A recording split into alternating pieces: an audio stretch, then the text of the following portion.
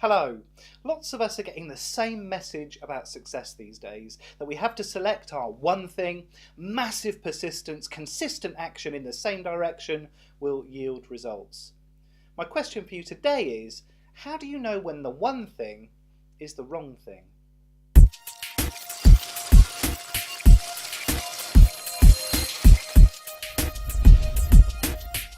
Welcome. As entrepreneurs and business owners, we receive the same message a lot of the time around success. We are taught that success is not an overnight game, that we need dogged persistence if we're going to succeed in the end, and also that we need to focus on the one thing.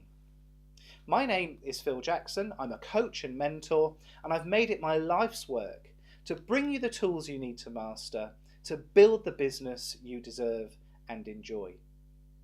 I have to say, I do think that overnight success is a complete myth. I think if you're seeing overnight success, you're failing to recognise the years of persistence and upskilling and education that went in to making that success.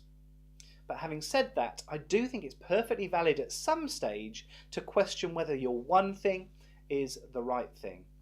I don't want to turn around on my deathbed and see 25 years of dogged determination on a project that never yielded the results, that never turned into the business I wanted, that never turned into the business that I enjoyed. So I have 2 points that I want to make about persistence and success.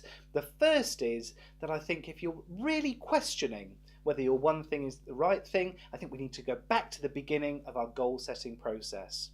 I question whether lots of entrepreneurs have a really clear idea about what they want their businesses to deliver before they even embark on the project. So go back to the beginning, look at the goals that you set and look at whether you're starting to achieve those goals. And I'm afraid we have to stick to those targets like glue. So let's say we're going to set up a 3-year project that we expect at the end of 3 years is going to be turning over, say, $500,000 a year. Well, we can also set in a minimum acceptable level. Let's say that if we're hitting 300,000 a year at the end of 3 years, then there's enough potential in the business for us to go in, try and optimize and hit that slightly higher target. But guess what? If that's your absolute minimum acceptable level to show promise in the business, and you only get to 295,000 at the end of 3 years, it's time to pivot. It's time to look at a different project that is not hitting your minimum acceptable level. You're going to have to move aside and make space in your life for a new source of income. Yes, I know it's going to be tough. 3 years is a long time to dedicate to something just to tear it up. But my goodness, let's just celebrate the learnings. Let's just wear our failure like a badge. Let's take that education from the last 3 years and turn that into greater success in our next project. My second point is, I don't necessarily think we should always have one thing. For lots of us business owners and entrepreneurs, we were already working in a full-time job somewhere when we came up with the idea of our business. And lots of us were working on that on what's now called a side gig. We were working on that business while we were employed full-time for somebody else.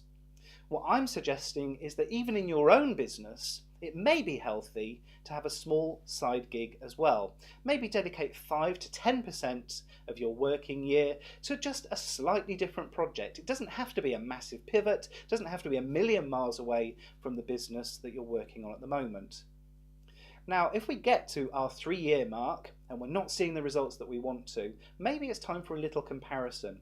If there's more promise showing in that side gig that you're only dedicating 5 to 10% of your time in, maybe it's time to shift the ratio, start to invest more time in the side gig, and maybe even let it start to take over from what we're working on the rest of the week.